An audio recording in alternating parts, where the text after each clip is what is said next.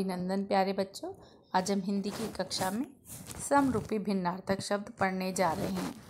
समरूपी अर्थात जिनका रूप समान हो, भिन्न आर्थक यानी कि जिनका अर्थ थोड़ा सा अलग हो, भिन्न हो यानी कि अर्थ में अंतर हो।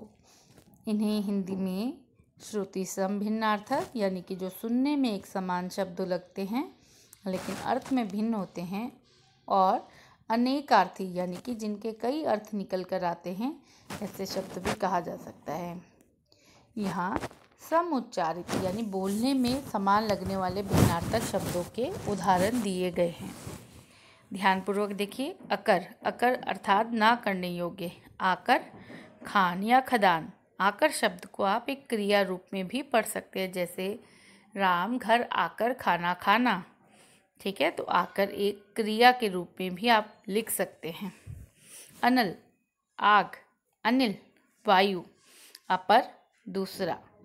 अपार, असीम।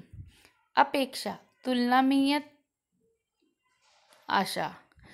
अपेक्षा, त्याग या तिरस्कार।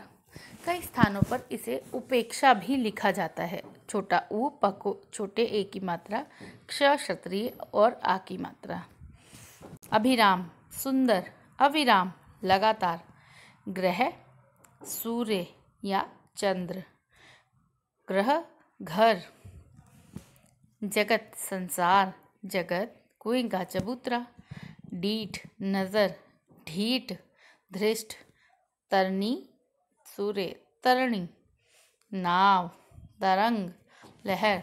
तुरंग, घोड़ा। नित, प्रतिदिन। नत, प्रतिदिन, क्षमा कीजिएगा, नत, झुका हुआ। निर्वाण, मोक्ष। निर्माण, बनाना। चलिए बढ़ते हैं पाठ की ओर। पाठ संख्या 12, समरूपी भिन्नार्थक शब्द। अपने सामान का स्वयं ध्यान रखो। मैं ये लाइन पुनः पढ़ती हूँ। अपने सामान का स्वयं ध्यान रखो। हमें बड़ों का सम्मान करना चाहिए। इसी क्रम में मैं एक लाइन और जोड़ती हूँ या एक पंक्ति और जोड़ती हूँ। हमें सभी के साथ समान व्यवहार करना चाहिए। यहाँ 3 शब्द हैं, लेकिन मात्राओं में अंतर होने से बोलने के तरीके में थोड़ा सा अंतर आएगा। जैसे पहला वाक्य सामान, यह वस्तुएं बताता है कि ये वस्तुओं की बात कर रहे हैं हम। सम्मान यानी कि बड़ों को आदर देना, आदर, स्नेह। ठीक है, तो सम्मान। और वही तीसरा शब्द जो मैंने इसमें जोड़ा था वो है समान यानी कि बराबर, इक्वल। पूर्व दिशा की ओर मुंह करके बैठो यानी कि उस तरफ मुंह करके बैठो।